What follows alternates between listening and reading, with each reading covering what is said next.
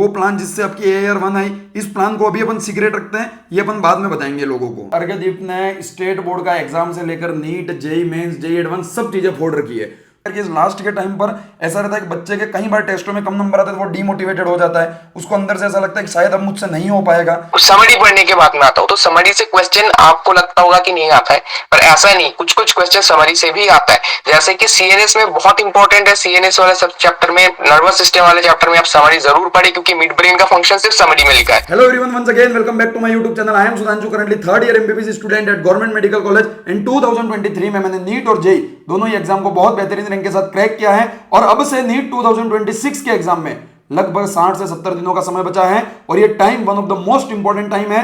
और इस टाइम में अगर तुम बहुत बेहतरीन तरीके से चीजों को रिवाइज कर टेस्ट देकर अपने जो मेमोरी है उसको बूस्ट कर लेते हो और उसका सही यूटिलाइज अगर नीट के एग्जाम में कर आते हो तो शायद तुम्हारी रैंक और तुम्हारे मार्क्स बहुत ज्यादा बढ़ सकते हैं और इंप्रूव हो सकते हैं। और इसी के लिए मैं आज के इस सेशन में लेकर आया हूं नीट 2024 का जो AIR 1 था अर्घ्यदीप उसको, जिसके नीट 2024 के एग्जाम में 720 आउट ऑफ 720 मार्क्स थे। और अब अगले 2.5 महीने तक मैं तो आपको रेगुलरली गाइड कर ही रहा हूं इस चैनल पर समय समय पर जैसे जैसे अर्घ्यदीप को टाइम मिलेगा वो भी आपको इस चैनल पर गाइड करता रहेगा। तो आज हम इसके साथ पहला लाइव सेशन कर रहे हैं जिसके अंदर हम जानेंगे कि लास्ट 60 डेज जो थे उसमें अर्घ्यदीप की क्या स्ट्रेटेजी थी और आपको किस स्ट्रेटेजी को फॉलो करना चाहिए, किन गलतियों से बचना चाहिए और मेन चीज की लास्ट के टाइम में जो एग्जाम फियर होता है, जो प्रेशर होता है, जो एंजाइटी होती है, इन चीजों से कैसे उसने डील किया, कैसे आप डील कर सकते हैं। अर्घ्यदीप ने विद 12 अपने जो नीट के एग्जाम को क्रैक कर 720 आउट ऑफ 720 स्कोर किया था और ऑल इंडिया रैंक 1 सिक्योर की थी।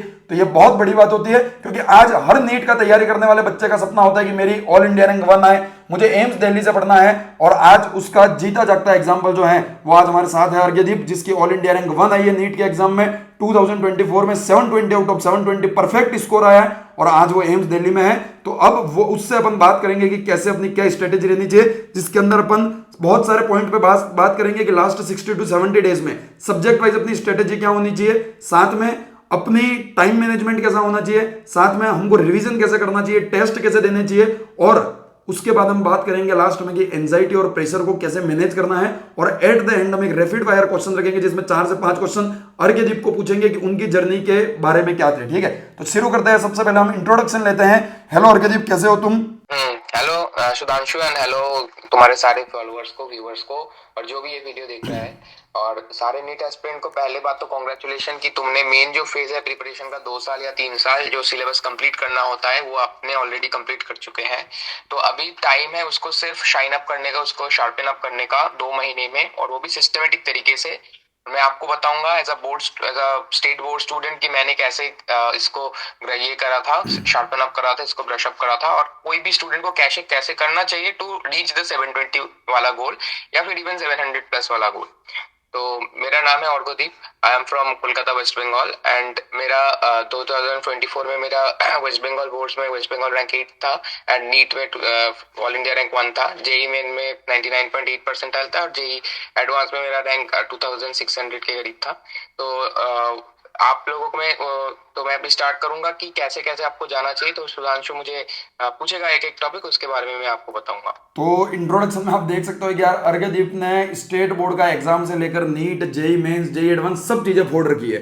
तो बहुत ही बढ़िया एक्सपीरियंस है उसके पास प्रिपरेशन का और उसी एक्सपीरियंस को आज आपके साथ शेयर करेगा। और अगर इन सवालों को जो मैं पूछ रहा हूं उसके अलावा भी अगर आपका कोई डाउट है तो आप कमेंट सेक्शन में हमसे पूछ सकते हैं। हम कोशिश करेंगे कि अगले सेशन में उनको कवर कर पाए अर्घ्यदीप अपन। ठीक है, तो सबसे पहला क्वेश्चन तो अपना अर्घ्यदीप ये रहेगा कि इस पॉइंट ऑफ टाइम पर बच्चे की सब्जेक्ट वाइज क्या अप्रोच होनी चाहिए, क्या स्ट्रेटेजी होनी चाहिए, लाइक फिजिक्स, केमिस्ट्री, बायोलॉजी को क्या अप्रोच करना चाहिए उसको?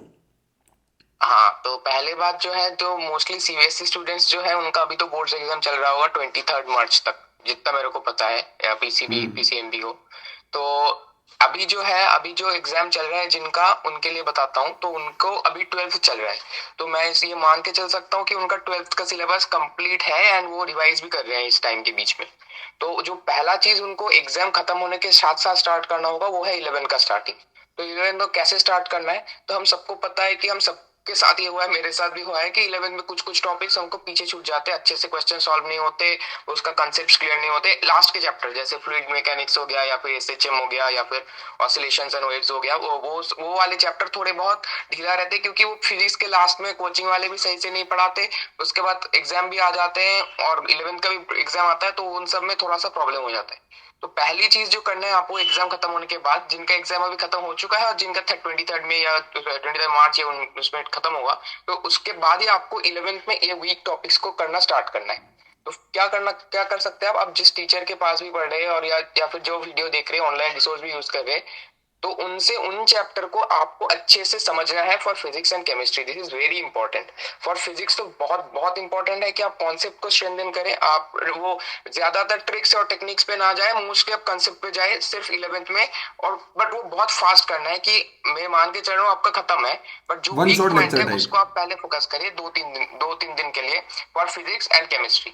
एंड बायोलॉजी के लिए आपको जो करना है 11th में, जो बहुत ही रट्टे वाले चैप्टर है, morphology in flowering plants and उसके बाद प्लांट फिजियोलॉजी में कुछ कुछ चैप्टर है जो थोड़ा सा रटने वाला है, तो वो वाले पार्ट आप पहले पढ़ लीजिए बहुत अच्छे से। बायोलॉजिकल क्लासिफिकेशन बहुत इंपॉर्टेंट है, वो पहले रट लीजिए आप 11th में, क्योंकि वो अभी आप भूल चुके होंगे 12th के प्रिपरेशन के टाइम।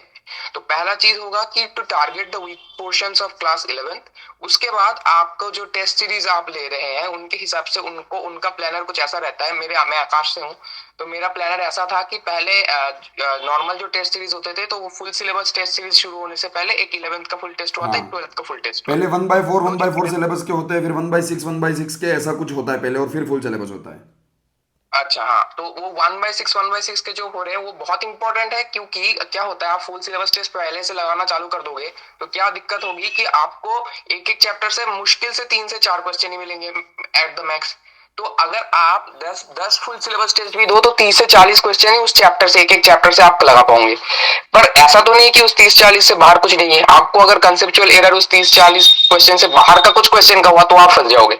तो वो बहुत इंपॉर्टेंट है कि आप पार्ट सिलेबस टेस्ट दो, और मेनली 11th का दो, क्योंकि 11th का भी आपने बहुत दिन पहले दे दिया है, तो उसको बहुत इंपॉर्टेंट है कि 11th का परसेंटेज भी लाइक 60 to 65% 11th का ही आता है नीट में मोस्टली। तो वो बहुत इंपॉर्टेंट है कि आप पहले 10 दिन में या फिर कुछ दिन में 11th को खत्म करिए, पहले वीकेंड पोर्शन को टारगेट करिए, फिर 11th के बाकी सब कुछ को कवर करिए, और एग्जाम में जो सिलेबस आएगा मॉक टेस्ट में उसके मुताबिक आप कवर करिए। तो फिर तो अब पूछना है कि मैं सब्जेक्ट वाइज बता दो एक बार। हाँ, और यदि दूसरा कि जैसे कि तुमने एक चीज बताई कि जो टेस्ट सीरीज का बताया, तो ऐसा है कि लास्ट के टाइम पर अगर अपन को रिवीजन करना है तो टेस्ट सीरीज को किसी न किसी एक टेस्ट सीरीज को पकड़ना बहुत ज्यादा जरूरी है, जिसके अंदर ऐसा कि 1/4 के टेस्ट हो, फिर 1/2 को हो, ताकि वो हमको अच्छे से रिवाइज करवा पाए, किन चैप्टरों में हमारी गलती है वो हमको बता पाए, और उसके बाद हम फुल सिलेबस पे मूव करें। तो जब अगर मैं टेस्ट सीरीज की बात करता हूं तो मैं ये भी समझता हूं यार कि इस लास्ट के टाइम पर ऐसा रहता है कि बच्चे के कई बार टेस्टों में कम नंबर आते हैं तो वो डीमोटिवेटेड हो जाता है, उसको अंदर से ऐसा लगता है कि शायद अब मुझसे नहीं हो पाएगा।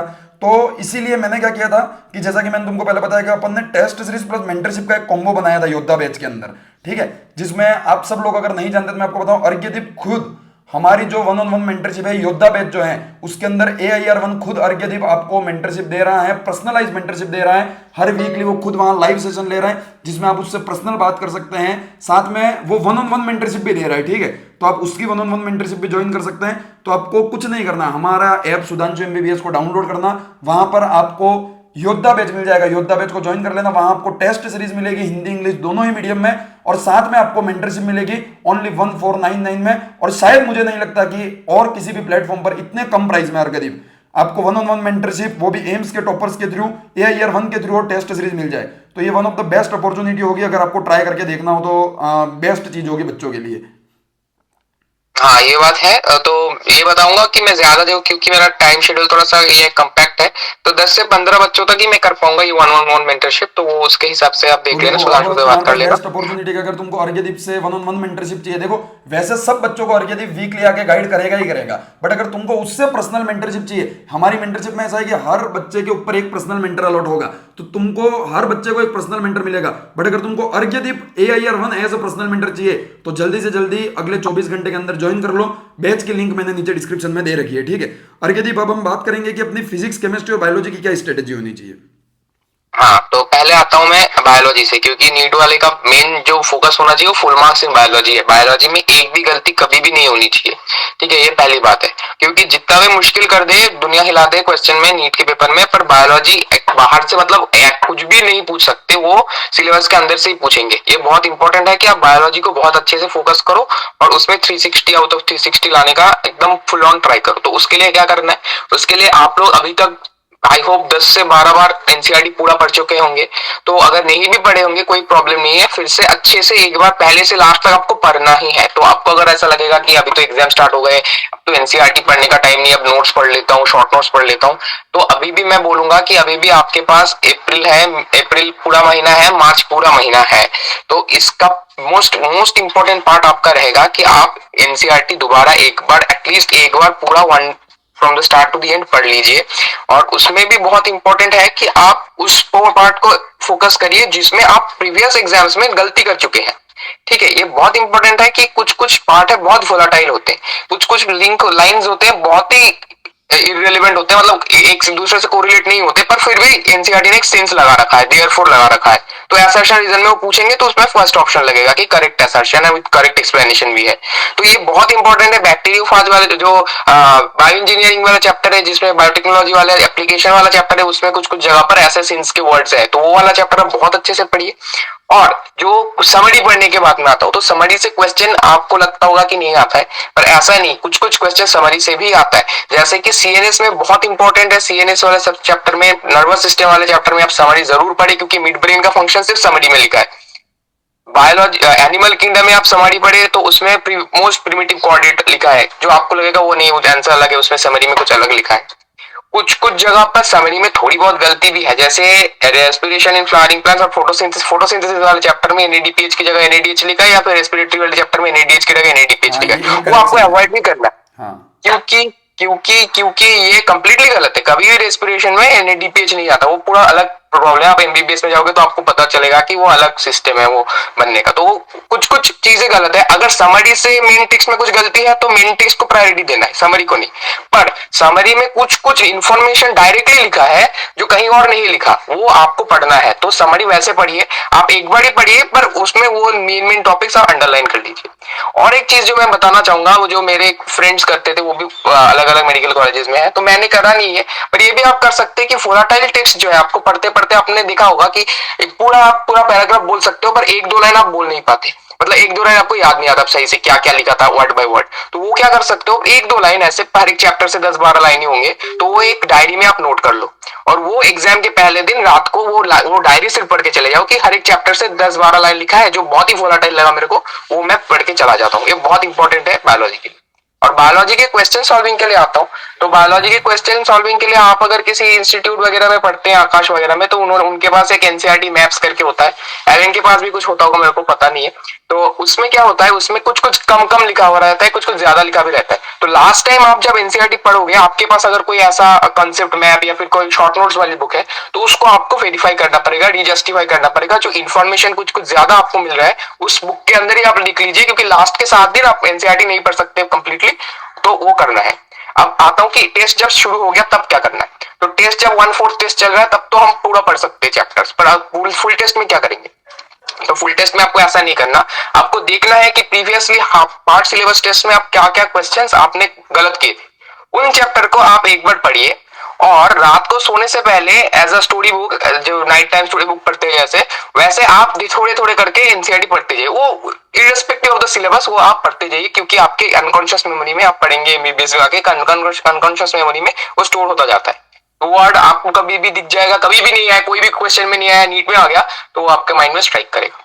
तो ये हो गया बायोलॉजी के बारे में। Biology is completely NCERT based and you have to learn it now from the NCERT only, because concept आपका अभी तक सही हो जाना चाहिए। और गलत है तो टेस्ट एनालिसिस के टाइम पे आपके मेंटोर से, आपके सुधांशु के ऐप से, या फिर आप अगर आप कोई कोचिंग में पढ़ते हैं उनके टीचर से, तो वो आप एनालिसिस के टाइम पे कॉन्सेप्चुअल एरर वाले क्वेश्चन जरूर सॉल्व कर लीजिए। और मेरा अगर कोई मेंटी रहेगा तो मैं उनको बोल दूंगा कि कैसे अप्रोच करना है कॉन्सेप्चुअल एरर वर्सेस उसका क्या बोलते हैं सिली मिस्टेक को, वो मैं लास्ट में बताता हूँ। यहाँ भी सिली मिस्टेक। केमिस्ट्री में क्या करना है, केमिस्ट्री के लिए आपको physical chemistry, inorganic chemistry, organic chemistry. Inorganic chemistry के लिए 100% आपको एनसीईआरटी पढ़ना है। एनसीईआरटी में क्या ज्यादा इंपॉर्टेंट है, बॉन्ड एंगल वाले चैप्टर में, केमिकल बॉन्डिंग वाले चैप्टर में कुछ कुछ चार्ट्स में कुछ कुछ डेटा दिया है, आपको डेटा नहीं रटना, उससे उसको आपको सीक्वेंसेस बनाना पड़ेगा कि किसका बॉन्ड एंगल ज्यादा है, किसका बॉन्ड लेंथ कम है, उसका एक sequence with respect to chart आपको बनाना है, या फिर आपके अगर मॉड्यूल से बना हुआ है तो वो आप पढ़ लीजिए, वो बहुत इंपॉर्टेंट होता है क्योंकि उसमें कभी भी कंप्लीट लॉजिक नहीं बैठता।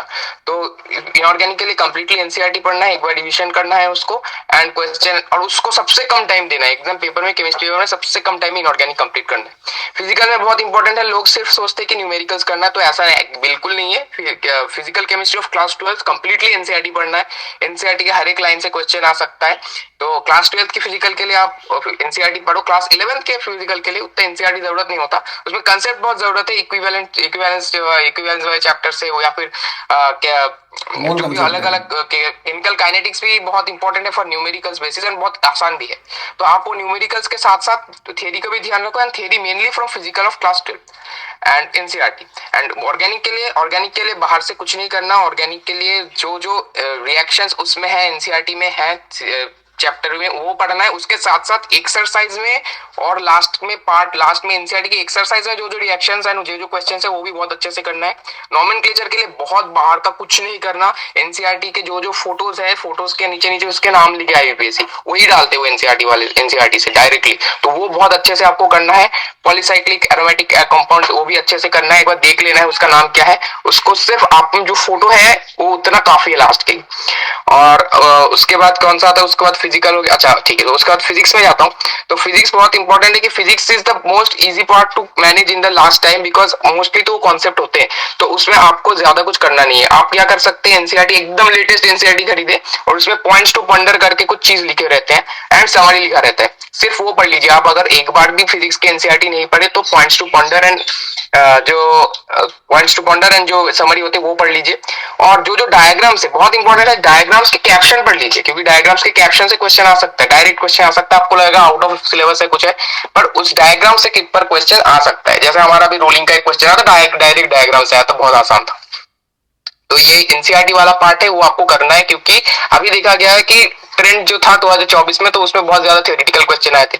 अब theoretical question is something that you should not waste time upon, because numerical का टाइम वो थ्योरेटिकल वाला बचाएगा। तो थ्योरेटिकल में आपको 100% आना चाहिए, अच्छे से लॉज ऑफ मोशन का थ्योरी पढ़ना है, या फिर आपके पास अगर कोई नोट्स है तो उस थ्योरी पार्ट को आप बहुत अच्छे से फोकस करिए अभी, क्योंकि बहुत सारे लोग क्या करते हैं सिर्फ न्यूमेरिकल्स करते हैं फिजिक्स के। तो ये बहुत इंपॉर्टेंट है, ये पार्ट का फोकस करिए, आपका एटलीस्ट 10 क्वेश्चन इस पार्ट से आ सकता है। और बाकी न्यूमेरिकल्स के लिए क्या है, आप जो जो सिली मिस्टेक करते हैं, जो जो गलती करते हैं वो नहीं करना है। और सिली मिस्टेक के लिए सेकंड पार्ट बड़े क्वेश्चन रहते हैं, बड़े बड़े बहुत ज्यादा वर्ड के क्वेश्चन रहते हैं, जो 25 में भी दिखा गया था, तो उसको अच्छे से पढ़िए। रोटेशन के क्वेश्चन के लिए उसका पिवट कहां पर है, उसका रेडियस क्या है, ये सब कुछ अच्छे से करिए कि किसके अबाउट मोमेंट ऑफ इनर्शिया बनाना है, इसके अबाउट प्रॉब्लम को अप्रोच करना है, time of reference, frame of reference, ये सबको थोड़ा सा देखते हुए आपको फिजिक्स को सॉल्व करना पड़ेगा। और लास्ट में टाइम मैनेजमेंट के लिए बोल रहा हूँ कि एक ही बारी में पेपर सॉल्व करना है, मतलब ऐसा नहीं करना कि मैं पहले बार एक बार पेपर सॉल्व किया, सिर्फ इजी क्वेश्चन कर लिया, फिर मुश्किल क्वेश्चन करा, फिर मॉडरेट क्वेश्चन करा, ऐसा नहीं करना है। एक बारी में करना है, जो जो हो रहा है एक बार ट्राई करो, 30 सेकंड दो क्वेश्चन को पढ़ो, उसके बाद तुमको लग रहा है नहीं होगा तो उसको छोड़ के नेक्स्ट क्वेश्चन में चले जाओ। Don't waste your time, because question can not be predicted how hard और how easy it can be. तो बहुत ही मुश्किल भी क्वेश्चन आ सकता है, आसान भी क्वेश्चन आ सकता है, तो तुमको वो आपका मेंटालिटी सेट करना पड़ेगा कि कैसा करना है मेरे को, उसको इजीली आप कैसे इजीली अप्रोच कर सकते, easily most out of it निकाल सकते हैं। ऐसा नहीं है कि जैसे हमारे में बहुत आसान क्वेश्चन आ गया, 23 में भी बहुत आसान था, थोड़ा सा आसान था, 22 में भी आसान था, पर 2016 में या फिर 2025 में जो लेंदी क्वेश्चन आ गया तो कैसे मैनेज करेंगे। तो देखा जाएगा तो उसका टॉपर का रैंक भी डिफर करता है, ऐसा नहीं है कि हर बार 720 ही आएगा, हर बार या फिर हर बार 650 ही आएगा मैक्सिमम। तो उसके टाइप से आपका दिमाग को सेट करना है कि जो इजीली हो रहा है, जो मेरे को नहीं आता वो किसी को नहीं आता, ये पहली बात तो, और जितना हो सके उतना करना है, ये बहुत इंपॉर्टेंट है। और टाइम को ध्यान में रखते हुए जो पहले हो रहा है उसको पहले कर दो, जो नहीं हो रहा है उसके लास्ट के लिए छोड़ दो, पर ऐसा मत करो कि पहले इजी करा, फिर 2 बार करा, 3 बार करा, 4 बार करा, तो ऐसा नहीं करना। एक बार ही पेपर सॉल्व करना है, सेकंड बार डाउट क्वेश्चन के लिए सॉल्व करना है।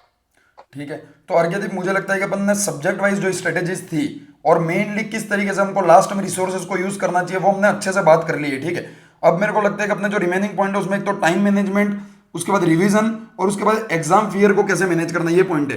तो मुझे लगता है कि एक ही सेशन को अगर अपन लंबा खींच लेंगे तो शायद बच्चों के लिए ये चीज सही नहीं रहेगी। तो अपन ऐसा करते हैं, शायद 20-25 मिनट का ये सेशन हो गया जिसके अंदर अपन सब्जेक्ट वाइज स्ट्रेटेजी की बात की। अब अपन जो अगला सेशन है अपना, देखो हर वीक में अर्घ्यदीप आपको एक सेशन में मिलेगा ही मिलेगा, तो अगले सेशन में अपन डिटेल में ये बात करेंगे टाइम मैनेजमेंट कैसा होगा। अगर अभी अपन जल्दबाजी करने जाएंगे तो ऐसा होगा कि किसी भी चीज को अच्छे से डिस्क्राइब नहीं कर पाएंगे। तो अगले वीक का जो सेशन रहेगा उसमें अपन ये डिस्कस करेंगे कि टाइम मैनेजमेंट प्रॉपर कैसा होगा, उसके नेक्स्ट सेशन में रिवीजन, और उसके नेक्स्ट सेशन में अपन डिस्कस करेंगे कि किस तरीके से एग्जाम फियर और प्रेशर को मैनेज करना चाहिए, क्योंकि एक साथ हम बहुत चीजें बताएंगे तो हमको सब अच्छे से डिस्क्राइब नहीं कर पाएंगे, ऐसा लगता है मुझे। एक चीज और, तो रिवीजन का तो मैंने बता दिया, अभी चीज ऐसे बताया वैसे आप रिवीजन करिए। टाइम स्ट्रेटेजी का वो नेक्स्ट सेशन में बताएंगे। और जो मेन चीज है जो एग्जाम फेयर को मैनेज करना, और एग्जाम के मतलब 2 वीक्स पहले एक बहुत ही अच्छा सा प्लान मैंने अडॉप्ट किया था, मेरे टीचर्स वगैरह आकाश वाले बाहर के बोले थे, वो भी मैं आपको बताऊंगा। वो बहुत इंपॉर्टेंट है, आप अगर उसको फॉलो करेंगे तो जो फिजियोलॉजिकल फैक्टर्स है और एनवायरमेंटल फैक्टर्स है उसको आप बहुत अच्छे से टैकल कर सकेंगे। तो वो भी मैं बताऊंगा, वो लास्ट के लिए रखते हैं क्योंकि वो 2 हफ्ते पहले से काम ये जो आपका प्लान था कि वो प्लान जिससे आपकी AIR 1 आई, इस प्लान को अभी अपन सीक्रेट रखते हैं, ये अपन बाद में बताएंगे लोगों को जो अपना अगला सेशन होगा उसमें। अच्छा ठीक है। ठीक है, तो सबसे पहले तो मैं यही कहूंगा कि अर्घ्यदीप को बहुत बहुत थैंक यू कि वो इस पॉइंट ऑफ टाइम पर हमारे चैनल पर आकर आप सबको बहुत अच्छे से गाइड कर रहा है। ठीक है, ये सेशन आई होप आप सबके लिए बहुत यूजफुल रहा होगा। ठीक है, आप सब भी एक बार कमेंट में अर्घ्यदीप को थैंक यू जरूर बोले, और अगर आपका और कोई डाउट है तो आप पूछें। ये एक सीरीज की तरह चलेगा, अगले 2.5 महीने तक अपन हर वीक आएंगे अर्घ्यदीप के साथ, और उससे जो जो भी चीजें आपको प्रॉब्लम होगी वो डिस्कस करेंगे, और ये वास्तव में जानने की कोशिश करेंगे कि AIR 1 की या फिर 720 आउट ऑफ 720 स्कोर करने वाले की क्या स्ट्रेटेजी होती है, क्या मेंटेलिटी होती है, और किन पॉइंट को हम यूज कर सकते हैं इस लास्ट के टाइम पर। तो थैंक यू वेरी मच अर्घ्यदीप, अपन मिलते हैं अगले सेशन में और अगले पॉइंटों पर बात करेंगे। ठीक है, थैंक यू सो मच आने के लिए और हमारी ऑडियंस को गाइड करने के लिए।